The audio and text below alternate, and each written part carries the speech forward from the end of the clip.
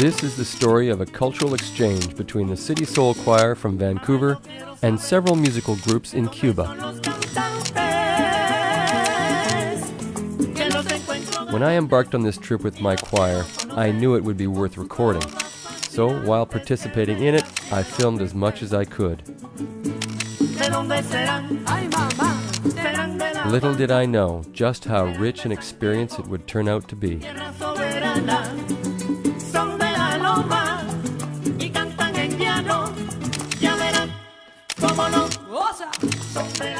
I have traveled to many countries in the world, but I've never had a travel experience like this. There was so much going on in the first 3 days. By the time Wednesday night hit, I kind of felt like I was completely full. We had done so much and experienced so much. Well, people asked you what your highlight was, but you really can't tell them because there was one every day. I've done lots of interesting things in my life, lots of really cool things, but I think it was one of the most profound experiences I've ever had. I did a similar trip to Cuba with my old choir, the Universal Gospel Choir, 8 years ago. It was the first time I'd been there, and it was an amazing experience, and ever since then I wanted to go back. So here we are with the City Soul Choir in our third year, and I just thought this was the right time, and this is the choir to go, and wanted to plan something that would give us what I hoped would be a similar kind of experience again this time.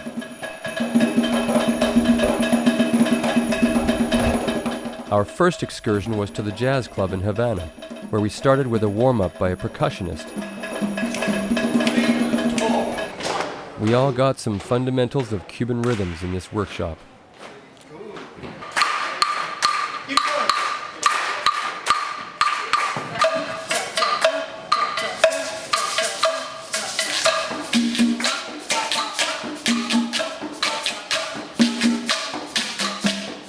Then they demonstrated a multitude of rhythm patterns.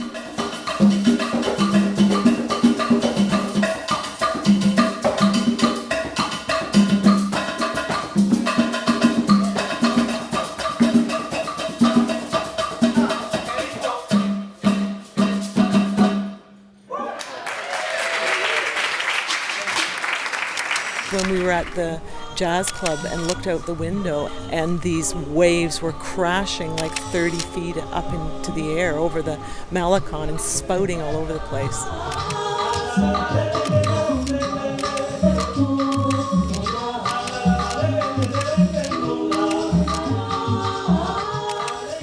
Novel Voz, a Cuban a cappella orchestra, gave us a generous performance.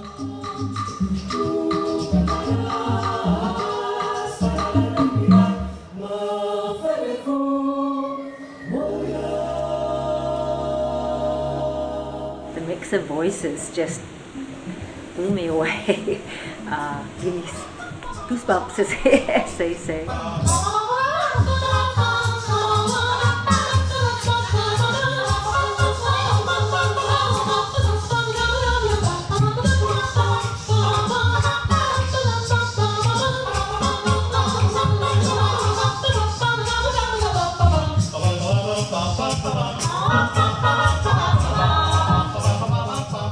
Then it was our turn to perform for them.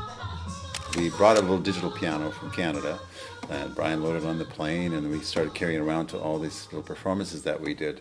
And of course, I tend to rock out pretty hard, and I'm used to a solid piano and so on. But this, this was a little stand and a little piano, and I was rocking out a little bit too hard.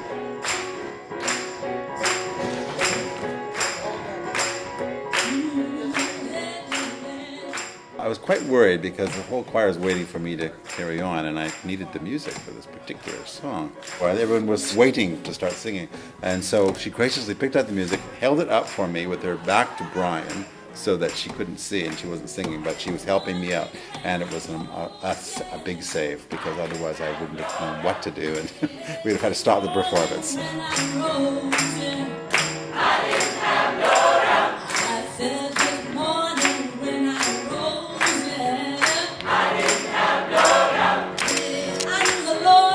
Will take care of me. I knew the Lord will provide.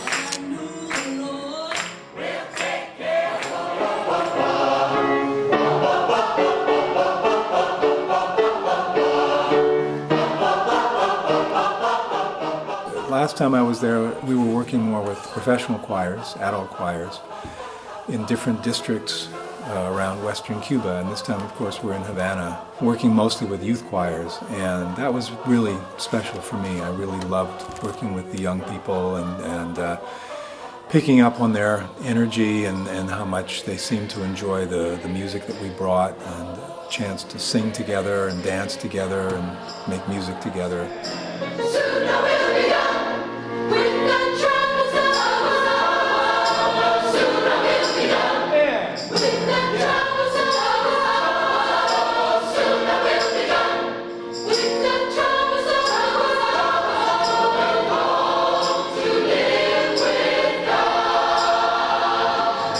They have a whole culture of their own music and style and movement, and we get to see that and experience that and get a piece of that for ourselves.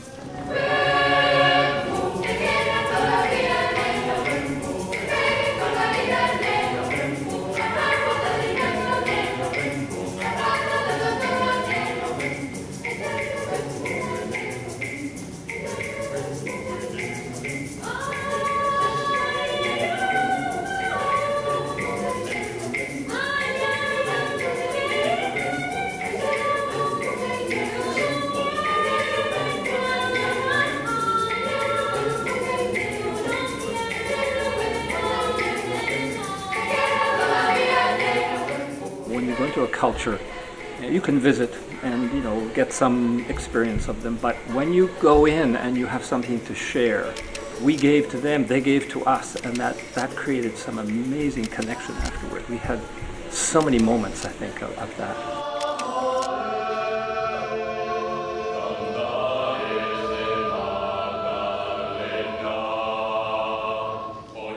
Adrian is a young bass singer with Voces Mixtas. He and the other two bass singers, the Cuban basses and three of our Canadian basses, sat together at dinner one night, and I was part of that conversation. And Adrian worked so hard for about 90 minutes just to make this conversation possible, because he was the best translator, and his colleagues were teaching us about Santeria, and we were talking about Glenn Gould and everything in between. And he said to us at one point, "You're in my home, and I will answer any question you ask." And he did, and he was so generous.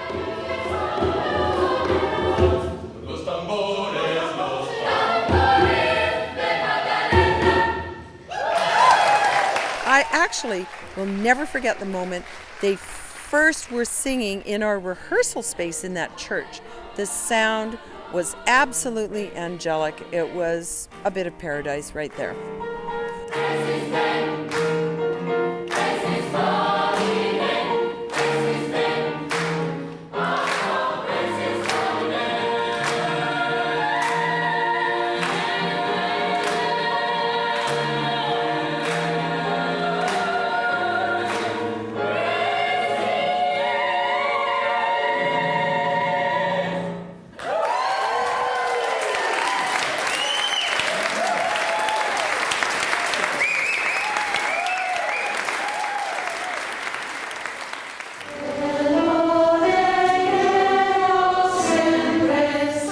We had to prepare for our upcoming gala performance, where we were to sing 3 songs together, including 2 in Spanish. They also tried to teach us the cha-cha-cha while singing El Bodeguero.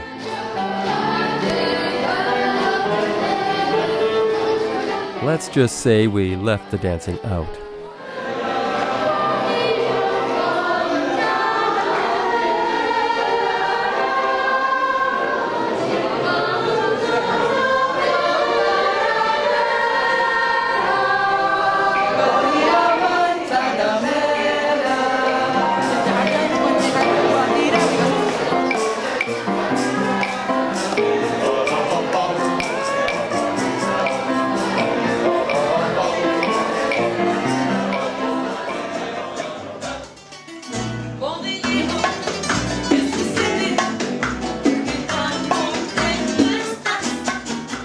Fantastic Cuban music and dancing can be found just about anywhere.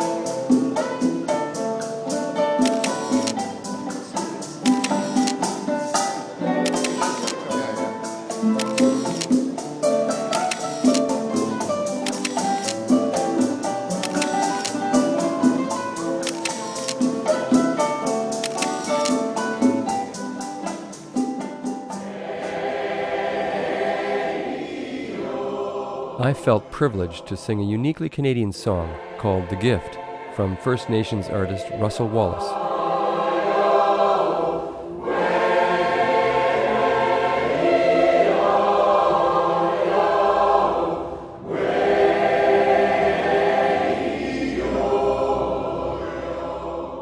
I think music is a great common ground. So just having that opportunity to go with the choir and sing and have them sing back to us, I think that gave us that connection that I really enjoyed.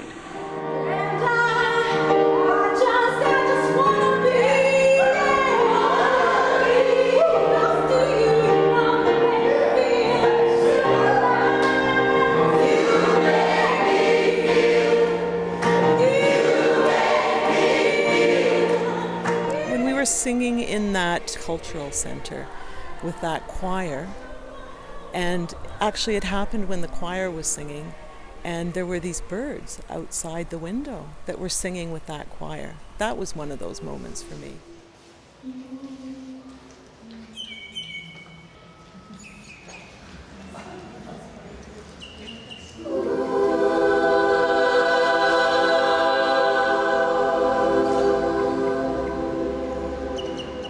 We were treated to the beautiful sounds of the 18 to 26-year-olds of Voces de Ébano.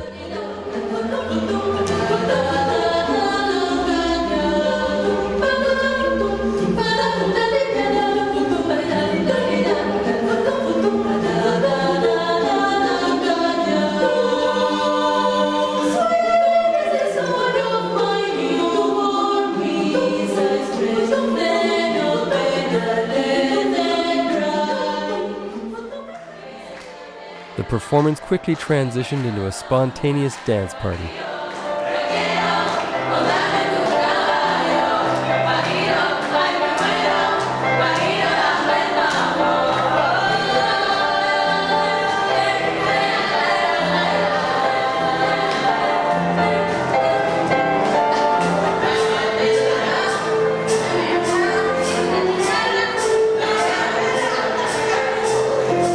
Just when we thought it was time to leave, that's when the real dance lessons started. And it's a very sexy dance. It's like turning in the same spot 3 times on the same place, and then you start turning. When you go back to the same place where you start, you go again since the beginning.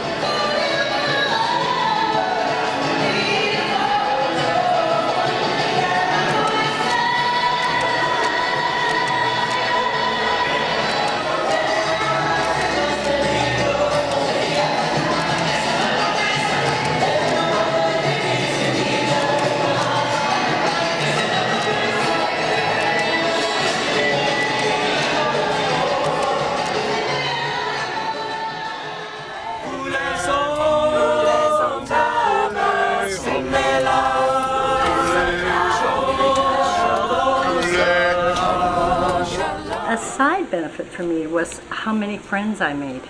You trade life stories, and by the end of the trip, you had all these friends, the people you felt so much closer to than you did before you left.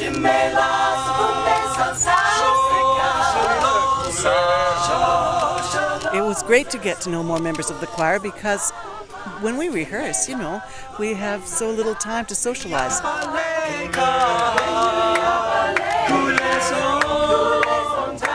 I come into practice, I sit in the front, there's an ocean of people in back of me, many of whose names I don't know, people whom I haven't had a chance to talk to, and it was just great to connect with so many people in the choir.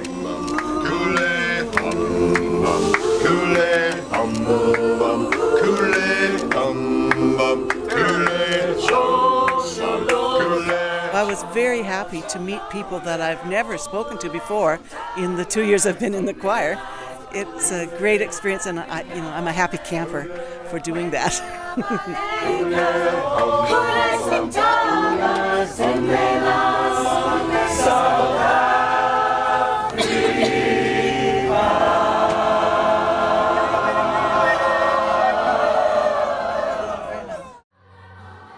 This is the day of our gala performance. the only time we had to dress formal, and it was fitting. This was the presidential palace from 1920 until the Revolution. This magnificent white granite building is now the Museum of the Revolution. First to sing in the palace ballroom was a children's choir from a French immersion school.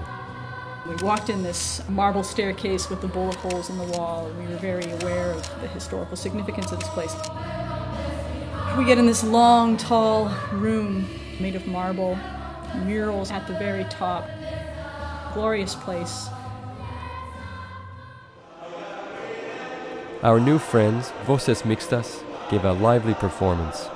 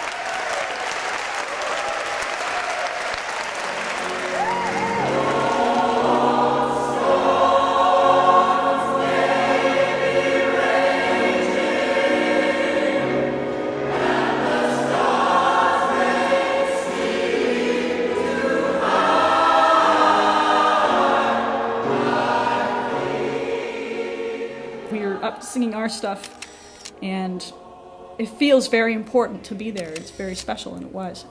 And it came to be my turn, and I was doing my usual nerves.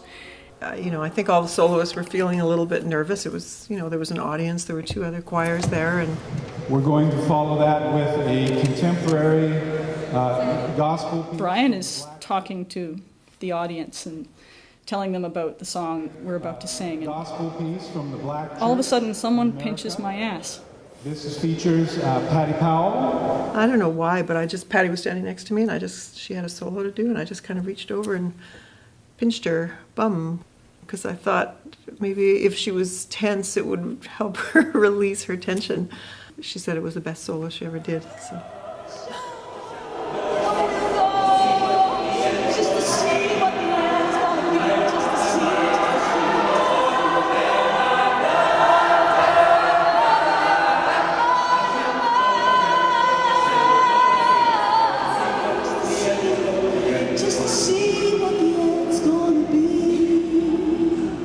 After that little pinch, I sang the best solo I have ever sung in my life in the Palace of the Revolution in Havana. After only about an hour's rehearsal 2 days earlier, it was time for the 2 groups to get together and sing in this amazing space.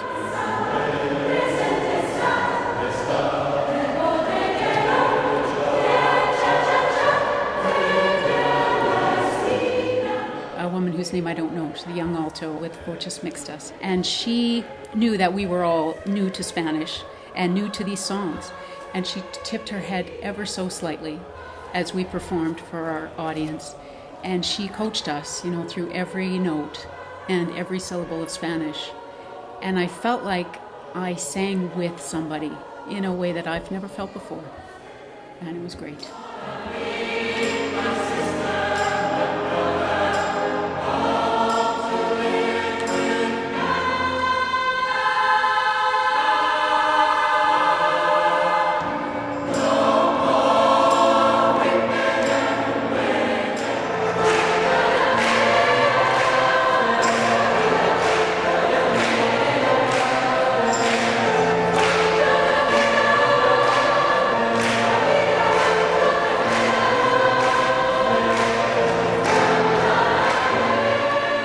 One day I was talking to one of the young women singers, and she said, "This is how we keep my country together, with culture." And I said, I wish I could tell my Prime Minister what you just said.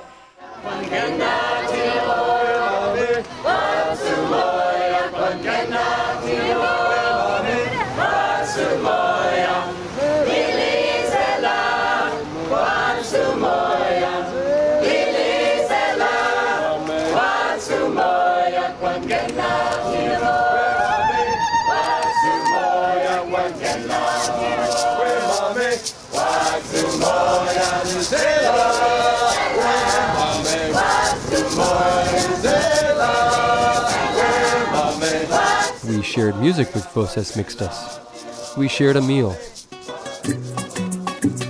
And then we shared dance.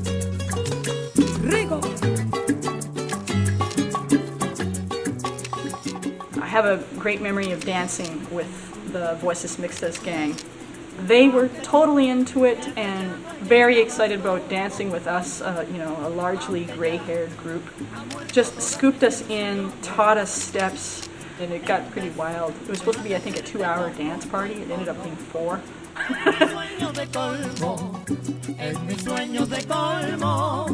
Just watching the particular way that Cuban women and young men get to be together with that dance culture and that musicality that I think it's just a really wonderful way to be human with each other.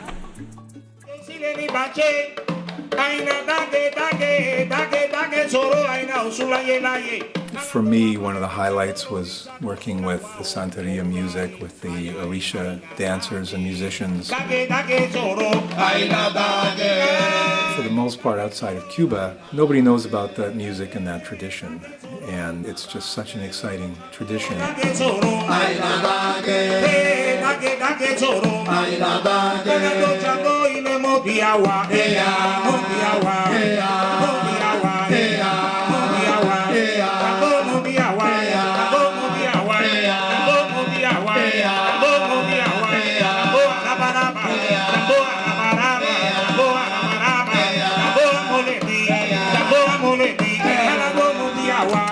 The director from Voces Mixtas and her daughter Ana Laura showed up for a visit.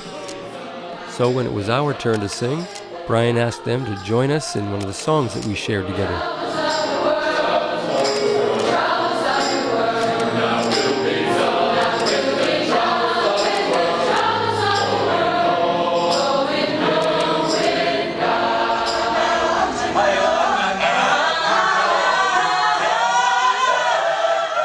I loved watching the faces of people as we sang to them. I think most of the time we were singing music that was quite unfamiliar to them, and yet we all connected on the basis not only of music and rhythm, but also of tremendous goodwill.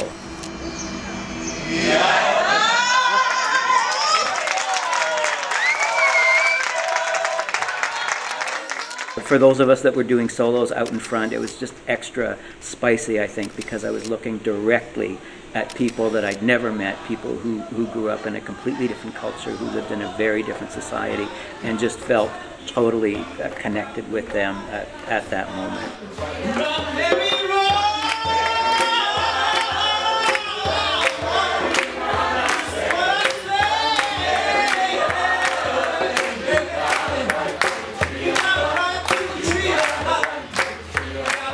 But the real kicker had to come when we sang this song, which we'd been working on week after week after week back in Vancouver, out of the cultural context. And so it was, for a long time, just another song that we had to get right.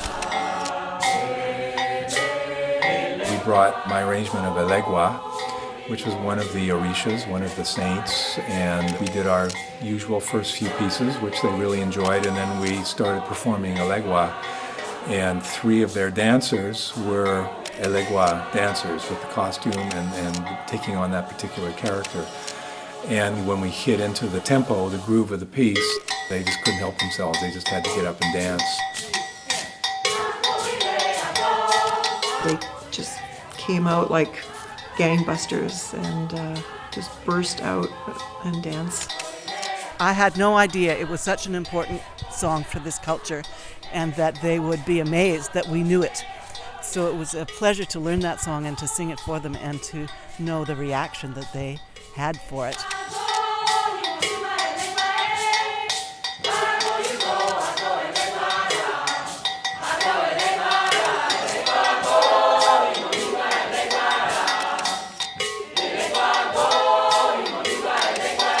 To suddenly see the context of what this saint called Elegua is all about and what Elegua means to these people, all of a sudden took the song 10 dimensions higher.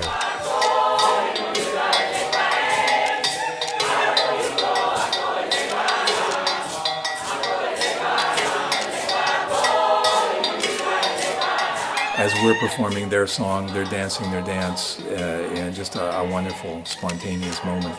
So even though we didn't share the same language, we certainly shared the same musical language together.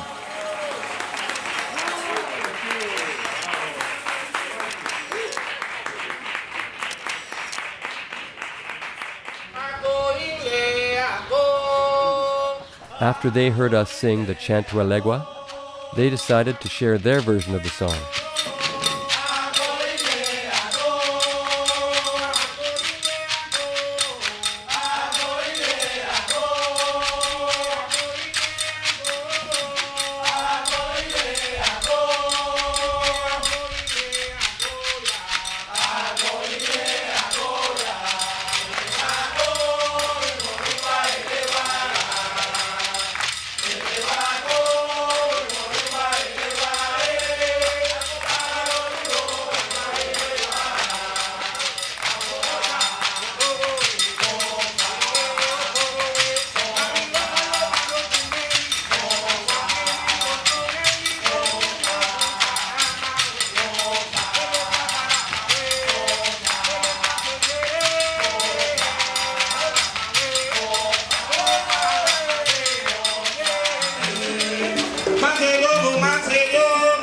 They demonstrated and explained many of the Afro-Cuban rhythms and dances, and we joined in on the act.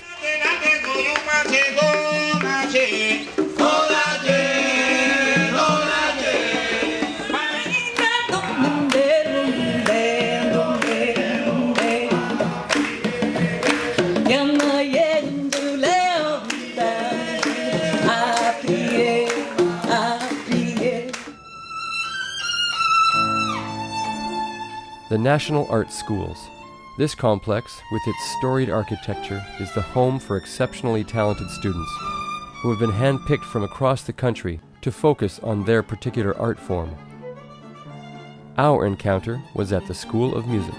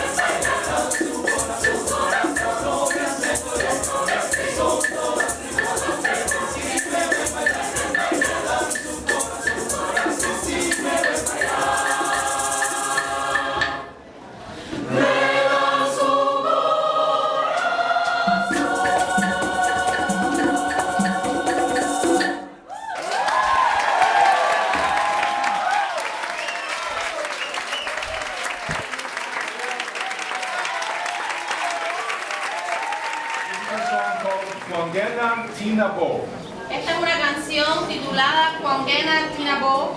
And it means we come in and the Spirit is moved.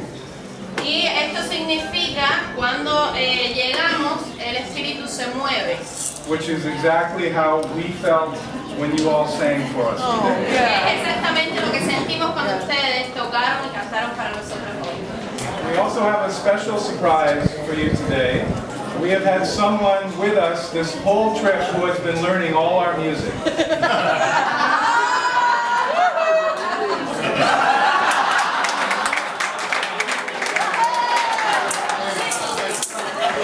So we would like to invite our own Gerlin to sing this song.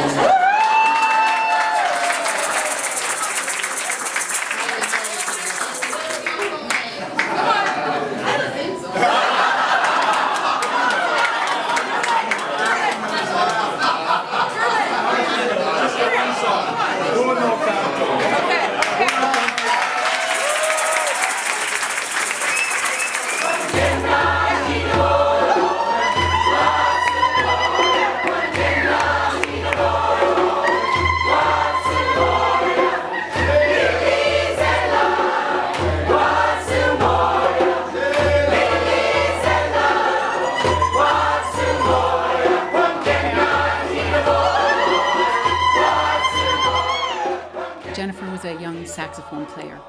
And she came up to me at the end of our performance and she said to me, "Every one of your songs was beautiful." And she didn't have much English, but she had enough to say that. And I have no Spanish, so we talked as best we could a little bit about her music and our music. And I just felt so appreciated and so welcome.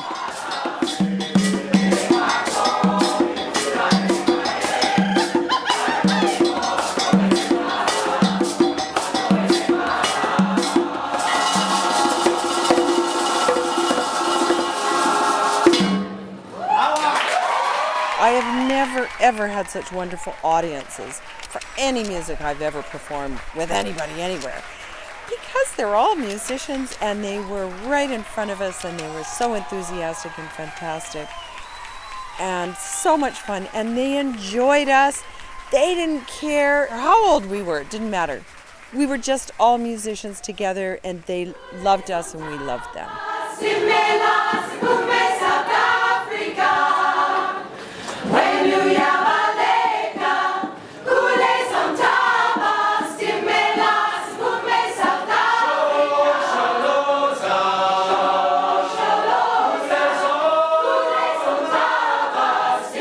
I think that my favorite moment was singing Shosholoza with the choir at the National School of Music. It was an amazing moment because everyone felt so connected to each other.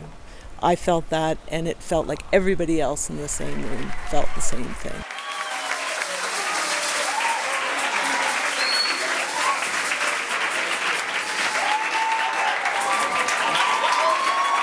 After the performance, one of our singers, Chris Mann, donated a guitar to the school.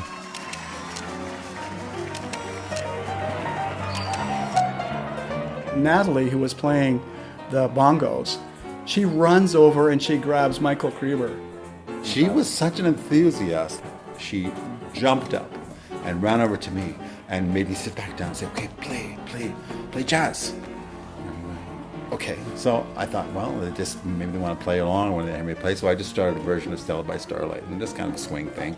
And lo and behold, they all started playing. It was really, really a lot of fun.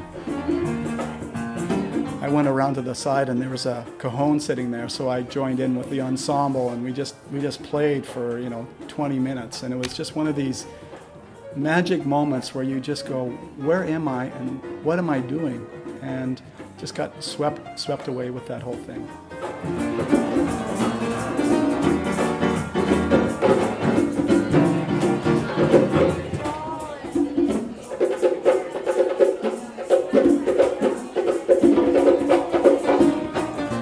She was so good, so talented, and so excited.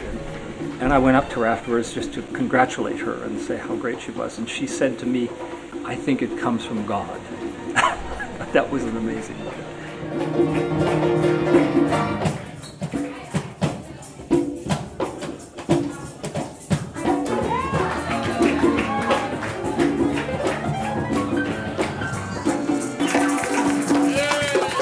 I got to say, this was blew me away. It just blew me away. I've always wanted to come to a Latin American country and be involved in the music and the dancing. I love to dance, and to come here and get involved in their dancing was a real highlight for me.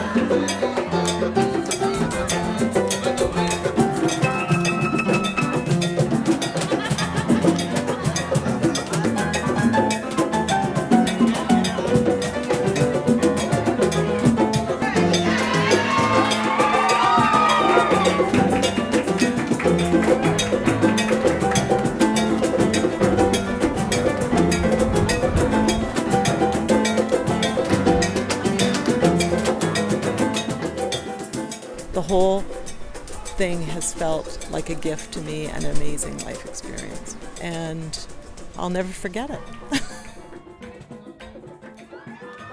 The human factor and the musical factor just seem to supersede everything else. We had a real heart-to-heart connection with them. A sense of camaraderie and connection with the people of Cuba, with their music, with their lifestyle, with their beliefs. So many of us, I know it wasn't just me, but so many of us were moved to tears often. I mean, I cried when I left them. They cried when they left us. And that's pretty special.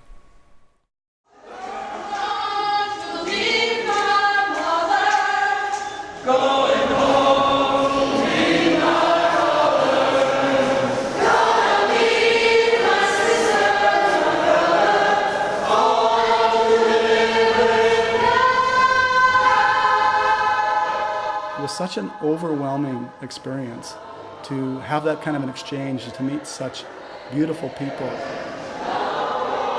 The music, the dancing, the joy, and being able to share with them. So it was just one long highlight, really.